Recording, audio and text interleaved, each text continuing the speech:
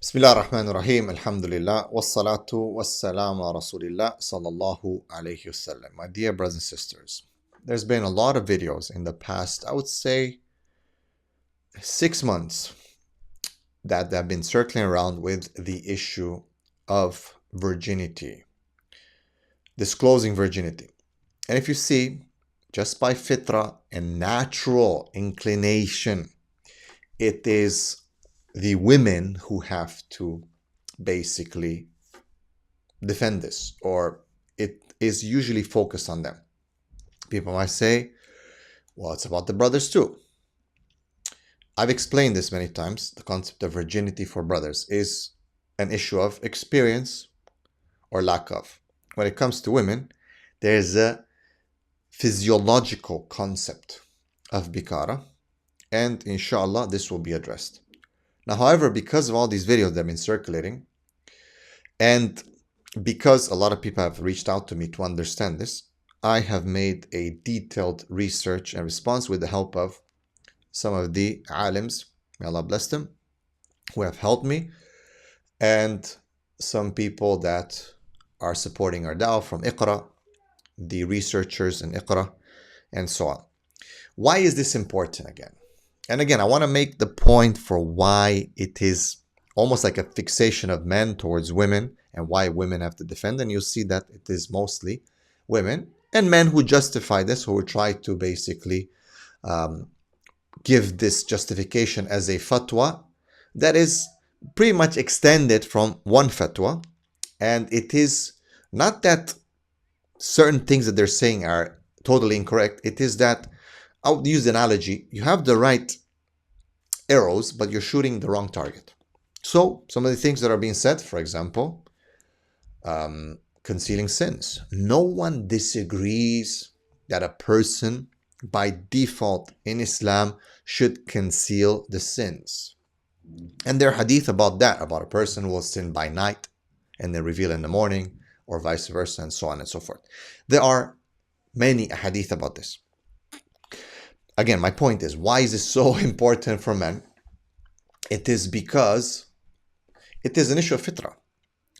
Men value things in women differently than women value things in men. So men today, with what's happening around the world, the changes in the environment, in the surroundings, have caused men to really be fixated or pay more attention and more focus to the issue of virginity in a woman, her past, her sins, the reoccurrence of these sins, the habits, and the deception or lying about them, and how that somehow is related to covering sins. Now, with regards to what some of the Shaikh or popular dais are saying, and the women are of course applauding this, is that no, a man has no business whatsoever to ask about this. In the words of one of the sheikhs, that he is even totally wrong, and he used very harsh words against his brothers. May Allah bless the sheikhs and help them and protect them. It doesn't mean that they're always right.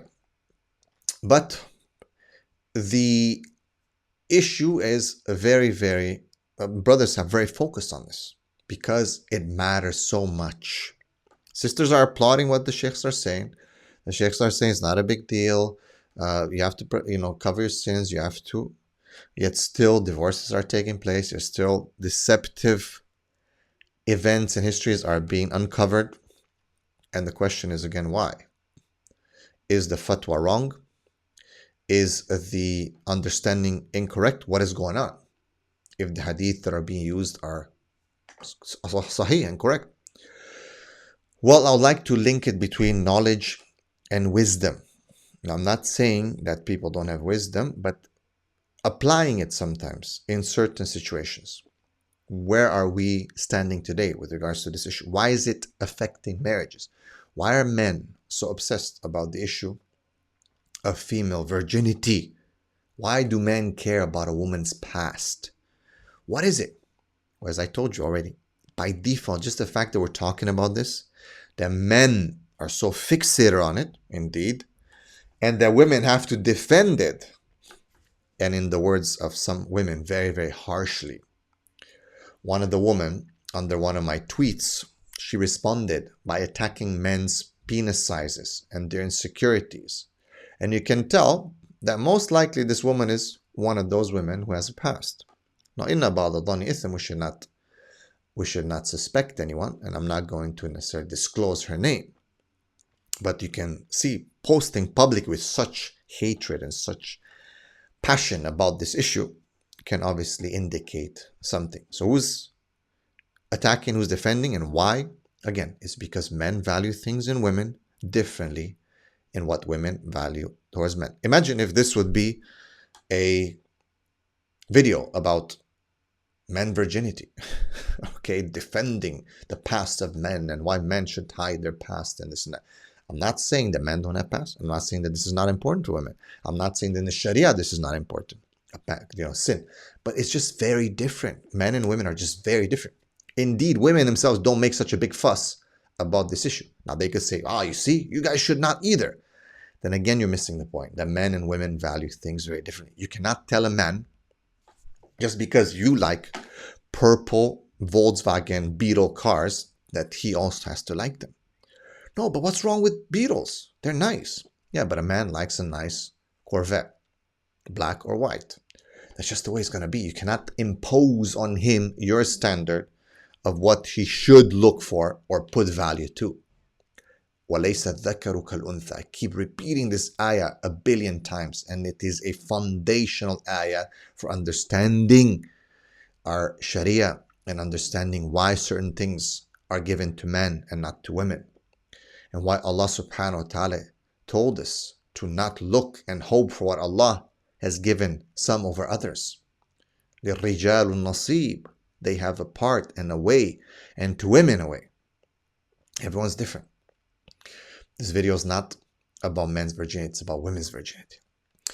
So, I've done a research into this issue. What is the main point? The main point is that women, it's okay if they hide their past, their zani past, their past of zina. And it is okay if they lie about it and deceive in order to get married. And there's some justification from the Mashaikh and the Fatawas that are being circulated. And it is made to seem that it is just clear and very, very basic. Very, very basic. And I'm gonna I have to just really show you this statement. Again, I don't want to necessarily attack anyone. May Allah bless the brothers. But I want to show you this statement so you can understand what we are dealing with. I just have to go to my story here on Instagram because I posted it. And here it is. A virgin Islam or bikr is one of who was not married before. Nothing to do with, it keeps going. Nothing to do with hymen. A non-virgin or tayyiba is the one who was married before. That solves the whole issue. Okay? So basically saying a virgin Islam is the one who was never married before. Nothing to do with the hymen. Meaning it could be someone who has committed zina. And that's why a lot of the fatawas that are running around are around the issue of zina. It's not about whether or not having a hymen. Hymen could be broken through some of these fatawas around, or these statements of the da'is online are saying using a bicycle, doing karate, an accident, born without it. Okay, yes, indeed, some of these things can happen. Now, if you understand physiologically, biologically, anatomically what a hymen is, then you'll also understand that the anatomy of the vagina, of the female private part, is not restricted only to the hymen. And that when doctors examine virginity, they don't look only at the hymen. Okay, there are a lot of other indications and muscles that get stretched when a woman has intercourse. It's not just the hymen. The hymen is almost like a seal. If you look at it anatomically, it is a seal that can get broken. However, the structural walls around the vagina, and especially the entrance towards the vagina, the muscles, the different components, will be affected when a woman has intercourse. It's not just the hymen. People need to understand that. So we're talking here about intercourse versus hymen as well. The problem is with some of these answers is that they're very simplistic, oversimplistic. It's easy, it's simple, it's just like that. A virgin is the one who's never been married before, even if she's had sex in the wrong way, in zina. How many times is not specified. Maybe she had 100 times, or it doesn't matter. Even if she had, as one of the Shaikh said in one of his videos, hundreds of times, or whatever, how many boyfriends she had, it doesn't matter. It's not your business, and Allah forgave her, and that's it. Interesting points, however, too simplistic and not in line with the opinions of the ulama and the fuqaha who have discussed this extensively. Problem is that there is a misunderstanding here, and we're going to leave it to that misunderstanding. Is that what does virginity mean within the English language? When we talk about it, here we're speaking English. What does bikara means within the Arabic language? Within the concept of what the fuqaha have discussed, the term linguistically, the term technical in Sharia, and so on. And this is what I would say maybe will allow and just say that this whole thing has been just a misunderstanding of that, and that we're just going to try to clarify bi'idhnillahi ta'ala. Why is this such a big deal? Well, it's because women are sitting on the fence, and I'm going to leave you with this. Women are sitting on the fence, and I want you to understand where I'm coming from. How many clients I deal with, how many women and men, marriages I deal with in my work.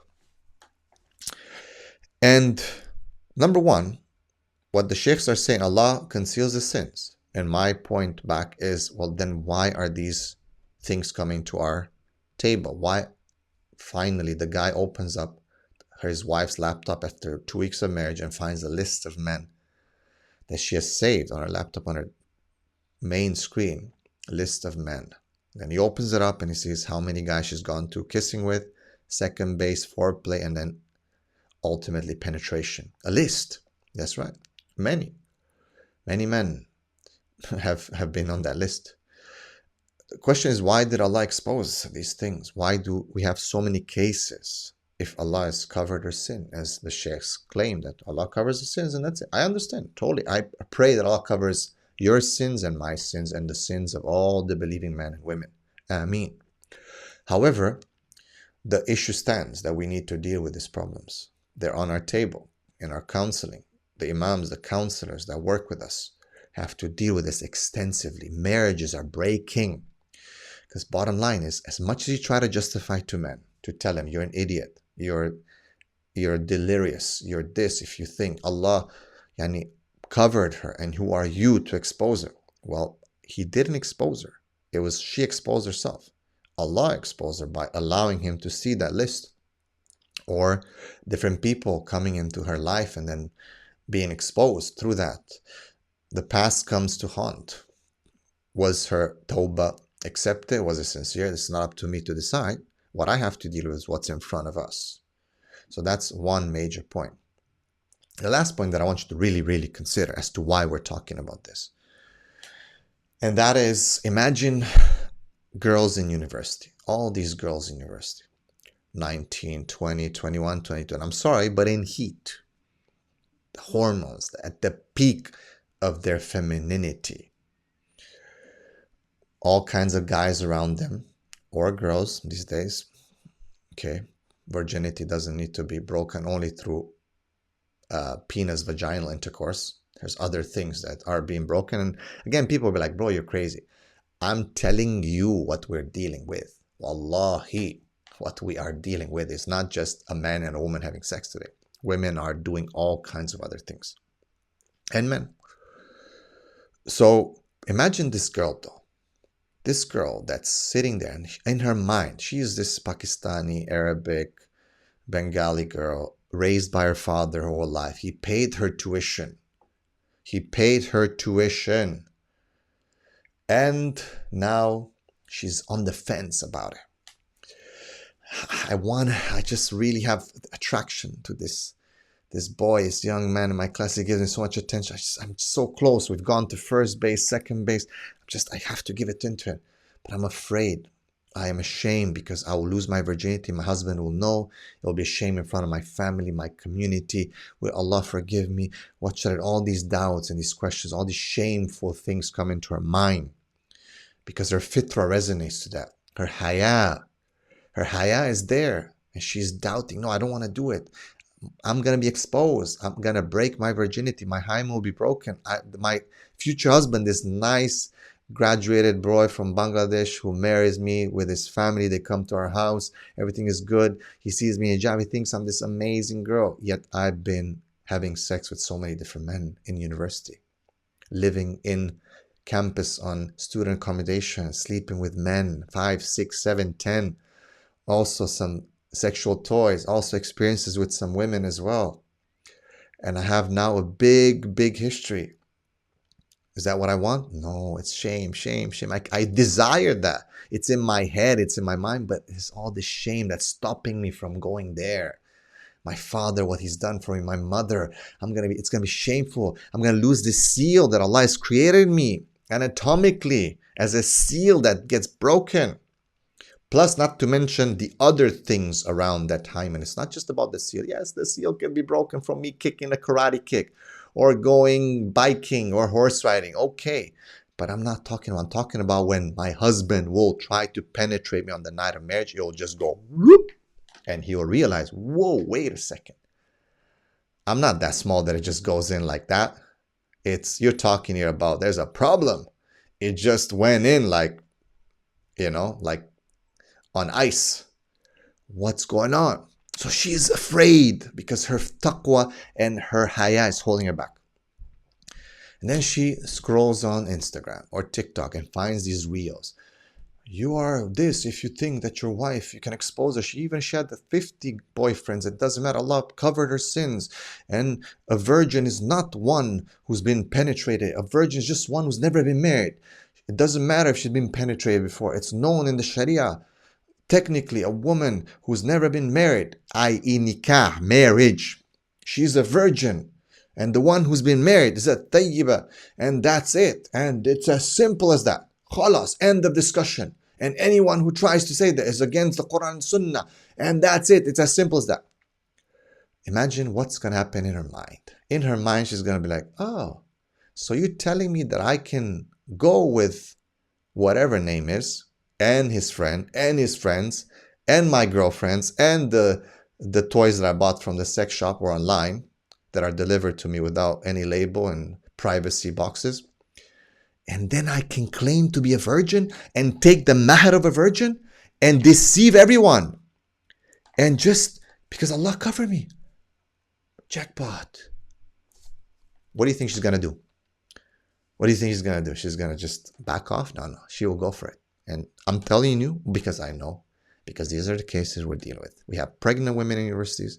We have girls who are doing abortions. We have girls who are doing all kinds of things. STDs, you name it. Muslims.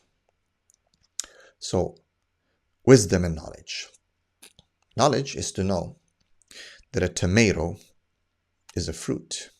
A tomato is a fruit. And wisdom is to know not to put it in fruit salad. Keep that in mind when you talk just like that. Generalizing, oversimplifying. So what's coming next? Next we will have a detailed refutation and understanding and explanation of the concept of bikara based on the ulama, what the Shafis have said, the Hanbalis, the Hanafis, and so on, the Malikis. We'll look at these statements about mahar, about virginity, and so on to explain this. Sisters, protect yourself. Wallah, protect yourself. Your haya, your honor, your dad, your family, your community, this ummah. You hold the gate to the future for the future generations. Do not allow some of these reels to push you off the fence. Barakallahu fikum. Keep posted. I will post the full explanation of this issue. Assalamu alaikum.